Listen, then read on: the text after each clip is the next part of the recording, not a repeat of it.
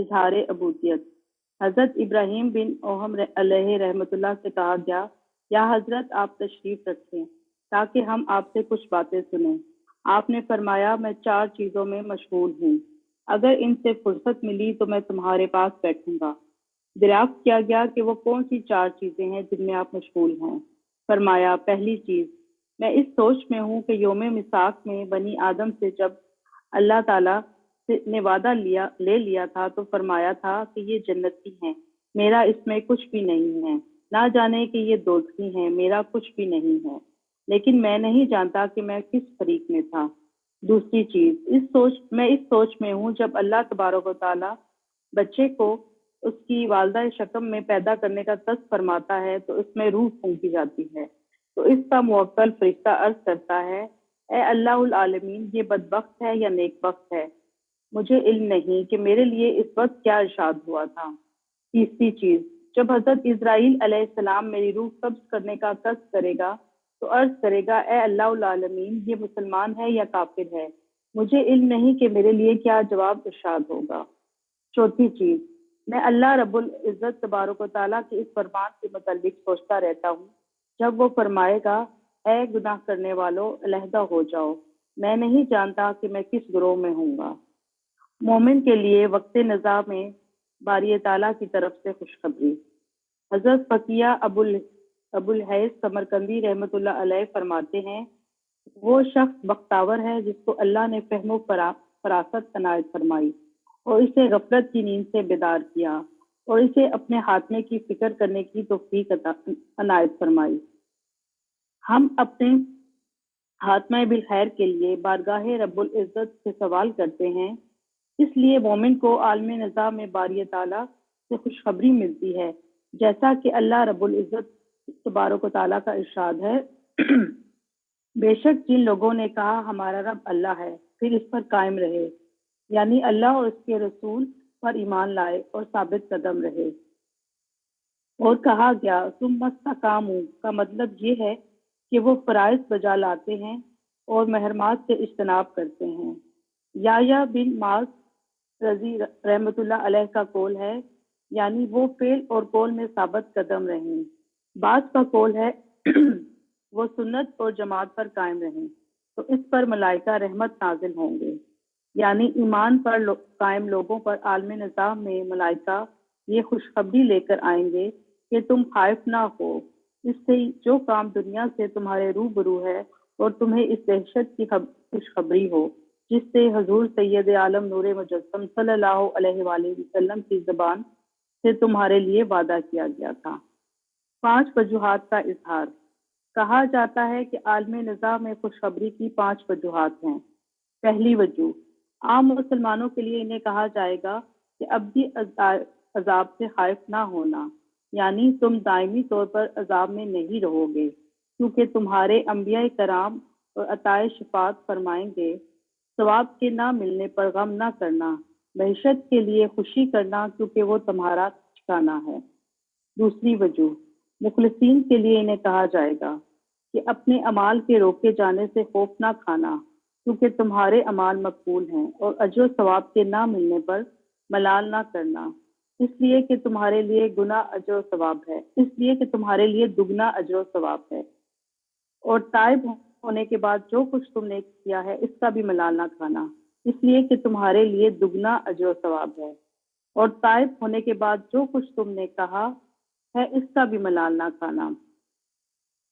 تیسری وجہ، تائب ہونے والوں کے لیے ان سے کہا جائے گا کہ اپنے گناہوں سے خوف نہ کھاؤ اور درگزر فرما دیے گئے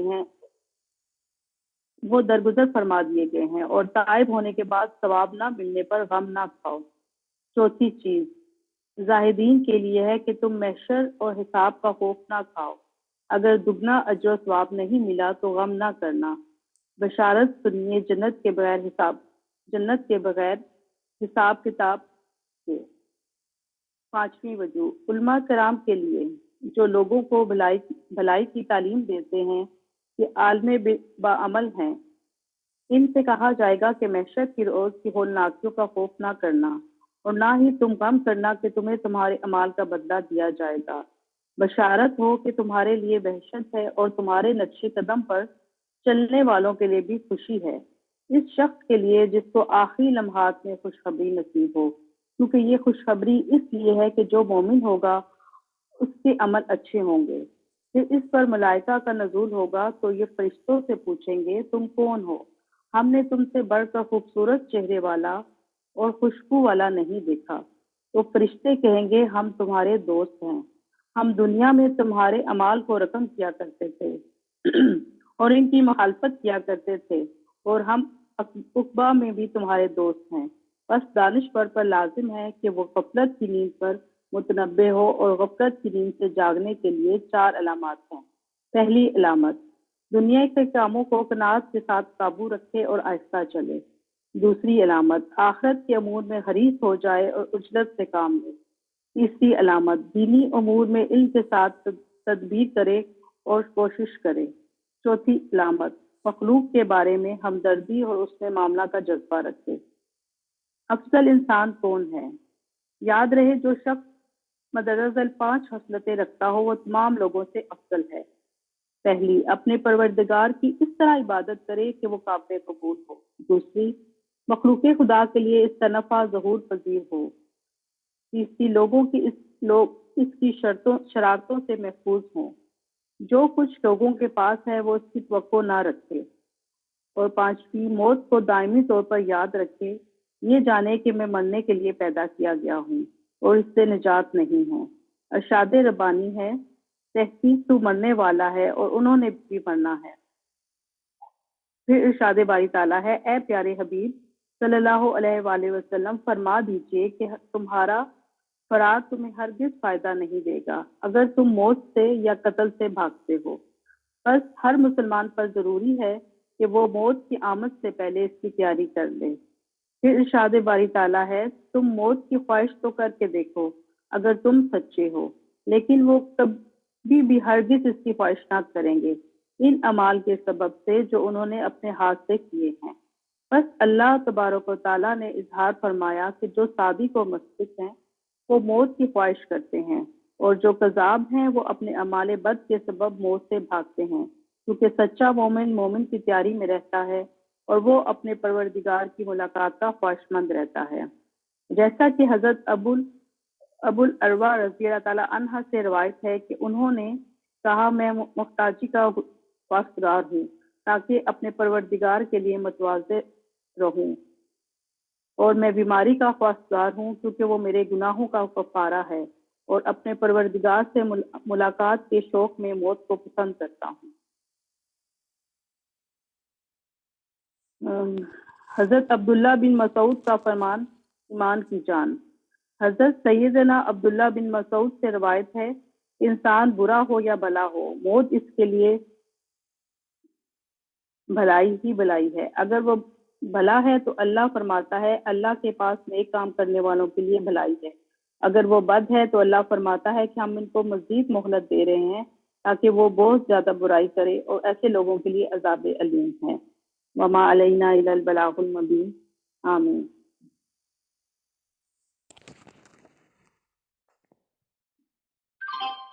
آمین۔ جزاک اللہ خیرہ۔ ایک آدھ دعا ہم پڑھ لیتے ہیں، پھر ہم تفسیر کی طرف چلے جاتے ہیں۔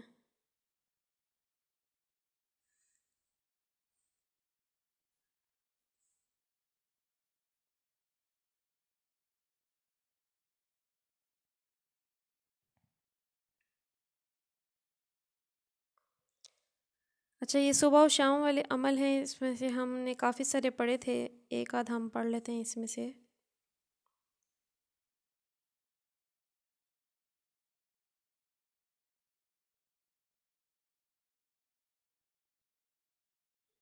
بلکہ ان سب کو ایک بار ریوائز کر لیتے ہیں۔ حمد و ثنا کے اذکار ہیں جس میں سے ہم نے یہ پہلے سے پڑھے تھے، اس کو ہم جلدی جلدی ریوائز کر لیتے ہیں کہ صبح و شام جو شخص 100 مرتبہ سبحان اللہ و بحمدہ کہتا ہے تو اس کے گناہ معاف ہو جاتے ہیں، اگرچہ وہ سمندر کی جھاگ کے برابر ہوں۔ یہ پہلی تسبیح ہے۔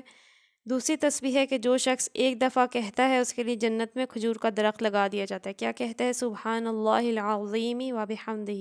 تو جتنی دفعہ پڑھتے جائیں گے اتنی دفعہ جنت میں کھجور کے درخت لگتے جائیں گے۔ اگلا عمل ہے وہ عمل جو کہ 2 کلمے ہیں جو کہ زبان پر ہلکے ہیں لیکن میزان میں بہت بھاری ہوں گے، تو یہ پڑھتے جائیں اور اپنے میزان کو وزنی بناتے جائیں، نیکیوں کے میزان کو۔ وہ کلمے ہیں سبحان اللہ و بحمدہ سبحان اللہ العظیم۔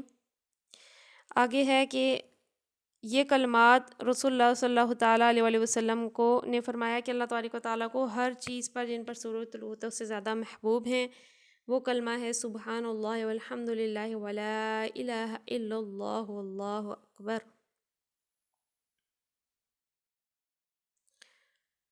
اور اس کے بعد ہے باقیات الصالحات، یعنی ہمیشہ باقی رہنے والے عمل، وہ بھی یہی ہے سبحان اللہ والحمد للہ ولا الہ الا اللہ واللہ اکبر ولا حول ولا قوۃ الا باللہ۔ اس کے بعد بھی 4 کلمات ایسے ہیں کہ اللہ کے ہاں سے محبوب کوئی نہیں ہے، وہ اگین یہی کلمے جو کہ تیسرے کلمے میں آتے ہیں سبحان اللہ والحمد للہ ولا الہ الا اللہ واللہ اکبر، تو اس کی تسبیح تمہیں 100 دفعہ کر ہی لینی چاہیے۔ اس کے بعد ہے کہ جو شخص 10 مرتبہ یہ کلمہ پڑھے گا تو اس شخص کی طرح ہوگا جس نے اولاد اسماعیل میں سے 4 غلام آزاد کیے۔ اس دعا کی اور بھی بہت ساری فضیلتیں حدیثوں میں وارد ہیں۔ وہ کلمہ ہے لا الہ الا اللہ وحدہ لا شریک لہ لہ الملک و لہ الحمد وہو علی کل شیء قدیر۔ تو یہ جو ہے ہم نے 10 دفعہ پڑھنا ہے، اگر 100 دفعہ بھی پڑھنے کی بہت ساری فضیلت ہے۔ پھر ایک اعرابی نے جب آپ سے کلمہ سکھانے کی عرض کی تو آپ نے اس کو سکھایا لا الہ الا اللہ وحدہ لا شریک لہ اللہ اکبر کبیرا والحمد للہ کثیرا وسبحان اللہ رب العالمین لا حول ولا قوۃ الا باللہ العزیز الحکیم۔ اب ہم تفسیر کی طرف آ جاتے ہیں، ایک ایک کر کے ان کو اپنے عمل کا حصہ بنائیں گے تو انشاءاللہ اس سے ہمیں فائدہ ہوگا۔ آج ہم نے آیت نمبر 84 سے پڑھنا ہے۔ تو ہم جو ہے اہل کتاب کے بارے میں ہم نے کچھ پڑھا کہ انہوں نے جو ہے اللہ تبارک و تعالیٰ نے ان سے عہد لیا تھا۔ آج چلیں آپ لوگ یہ بتا دیں اللہ تبارک و تعالیٰ نے کیا عہد لیا تھا بنی اسرائیل سے، کس چیز پہ عہد لیا تھا؟ کہ اگر تمہارے پاس کتاب آئے تو تم نے کیا کرنا ہے؟ اگر تمہارے پاس کتاب آئے، کوئی دوسرا رسول تمہارے پاس اس تعلیم کی تصدیق کرتا ہوا ہے جو تمہارے پاس موجود ہے تو تم اس پر ایمان لانا ہوگا اور اس کی مدد کرنی ہوگی۔ اور جو ایمان نہیں لائے پھر ان کے لیے کیا سزا بتائی گئی تھی کہ وہ فاسق ہیں؟ اور جو ٹھیک ہے، تو آج ہم پڑھیں گے آیت یعنی وہ نمبر اللہ کی اطاعت سے نکل چکے ہیں۔ وہ فاسق لوگ ہیں جو کہ جانتے بوجھتے ہوئے بھی کہ دین حق ہے اس پر ایمان نہیں لاتے۔ آج ہم آگے پڑھتے ہیں آیت نمبر 84 سے۔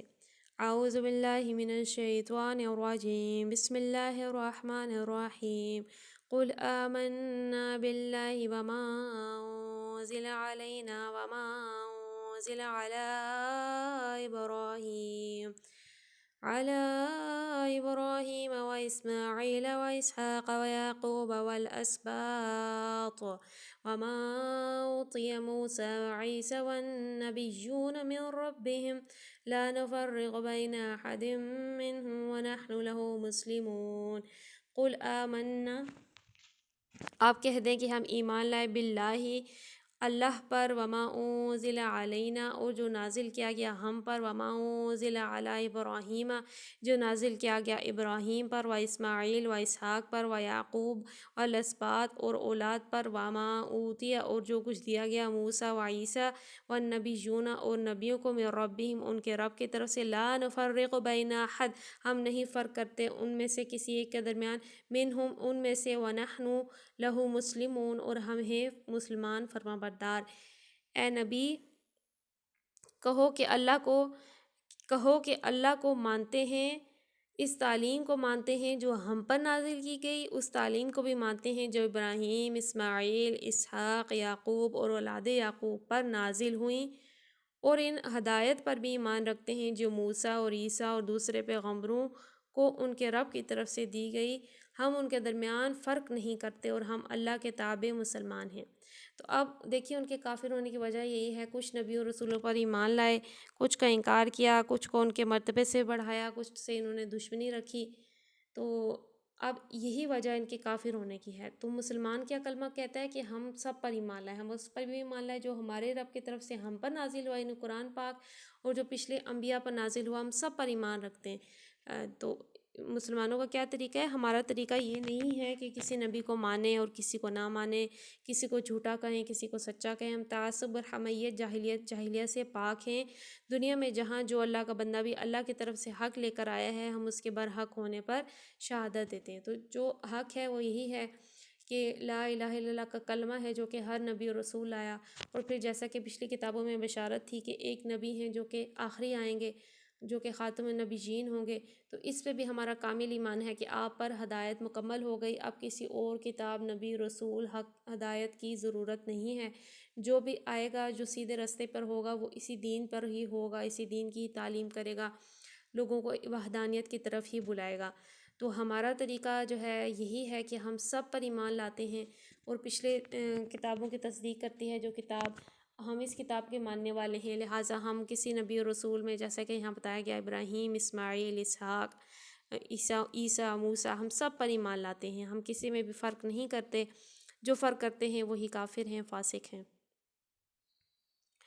آیت نمبر 85۔ وَمَن يَبْتَغِ غَيْرَ الْإِسْلَامِ دِينًا فَلَن يُقْبَلَ مِنْهُ وَهُوَ فِي الْآخِرَةِ مِنَ الْخَاسِرِينَ۔ وَمَن یبتغی، اور جو چاہے گا، غیر الاسلامی، اسلام کے سوا، دیناً کوئی دین، فلن یقبل، تو ہرگز نہ قبول کیا جائے گا، منہ، اس سے، وہو فی الآخرۃ، اور وہ ہوگا آخرت میں، من الخاسرین، نقصان اٹھانے والوں میں۔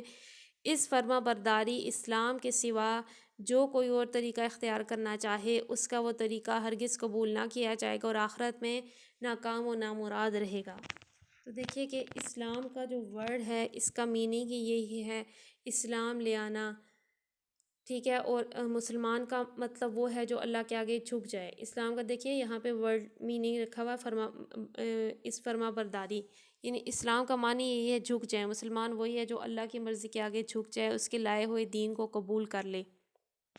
تو اب اس دین کے علاوہ کوئی اگر کسی راستے پہ چلتا ہے کہ جو ہے بعض میں وہ چاہتا ہے کہ یہ احکام میری مرضی کے مطابق ہے، اس پہ تو میں عمل کروں گا، لیکن یہ احکام میری مرضی کے خلاف ہے، اس پر میں عمل نہیں کروں گا، یعنی بعض حساب کتاب کے بعض حصے پہ ایمان لائے، بعض کا کفر کرے، تو یہ بھی کافر ہے۔ تو لہٰذا مسلمان وہی ہوتا ہے جو اللہ کی ہر لائے ہوئے حکم کے آگے جھک جائے۔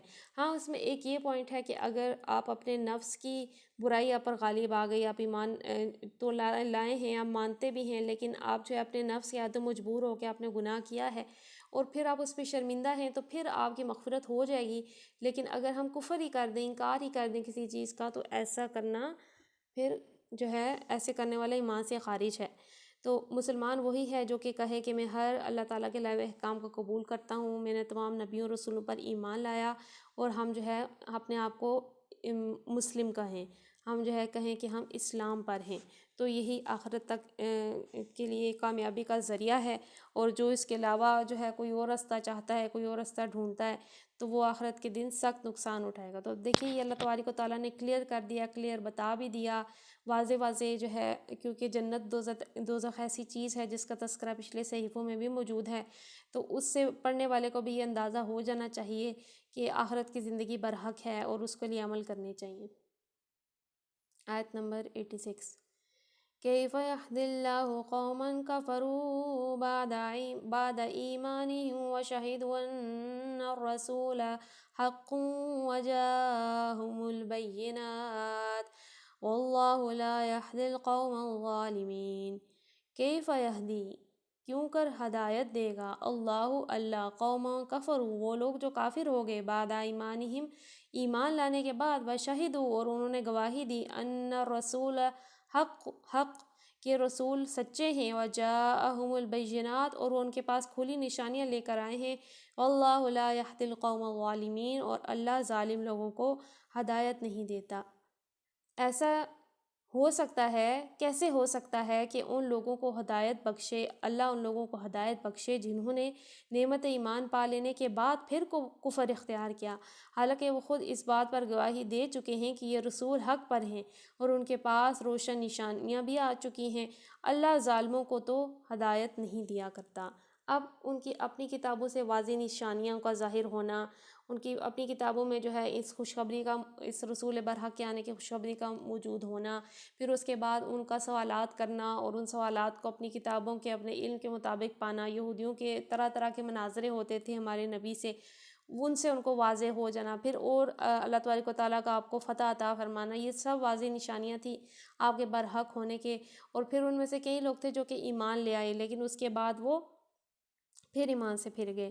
یہاں پھر اس بات کا اعادہ کیا گیا ہے جو اس سے قبل بارہا کی جا چکی ہے کہ نبی محمد صلی اللہ تعالیٰ علیہ وآلہ وسلم کے عہد میں عرب کے یہودی علماء جان چکے تھے اور ان کی زبانوں تک سے اس امر کی شہادت ادا ہو چکی تھی کہ آپ نبی برحق ہیں اور جو تعلیم آپ لائے ہیں وہ وہی تعلیم ہے جو پچھلے انبیاء لاتے رہے ہیں۔ اس کے بعد انہوں نے جو کچھ کیا وہ محض تعصب، ضد اور دشمنی اور حق کی اس پرانی عادت کا نتیجہ ہے جس کے وہ صدیوں سے مجرم چلے آ رہے تھے۔ تو جسٹ ایک وجہ کہ وہ بنی اسرائیل کی نسل سے، ان کے قبیلے میں سے کیوں نہیں آئے، انہوں نے اس وجہ سے مخالفت کی، ورنہ وہ اچھی طرح سے جان اور پہچان چکے تھے، جو خاص کر ان کے علماء تھے، کہ یہ نبی برحق ہیں، یہ وہی ہدایت اور کتاب لے کر آئے ہیں جو کہ پچھلے انبیاء پر نازل ہوتی رہی ہے، لیکن اپنے بغض کی وجہ سے انہوں نے حق کو قبول نہیں کیا، حق سے محروم رہے۔ اور آج بھی جاننے والے چاہیں تو جان سکتے ہیں، پہچان سکتے ہیں کہ اس دین کی تعلیمات برحق ہیں اور یہ کتاب جو ہے اللہ تبارک و تعالیٰ کی طرف سے ہے۔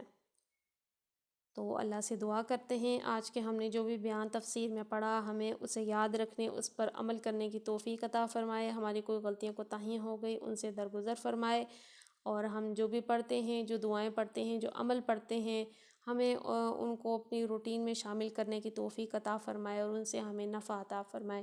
آمین بجاہ النبی الامین صلی اللہ تعالیٰ علیہ وآلہ وسلم۔ الصلاۃ والسلام علیک یا رسول اللہ وعلی آلک واصحابک یا حبیب اللہ۔ سبحانک اللہم وبحمدک لا الہ الا انت استغفرک واتوب الیک، استغفرک واتوب الیک، استغفرک واتوب الیک۔ بسم اللہ الرحمن الرحیم، وصلی اللہ علی محمد صلی اللہ تعالیٰ علیہ وآلہ وسلم۔ السلام علیکم ورحمۃ اللہ وبرکاتہ۔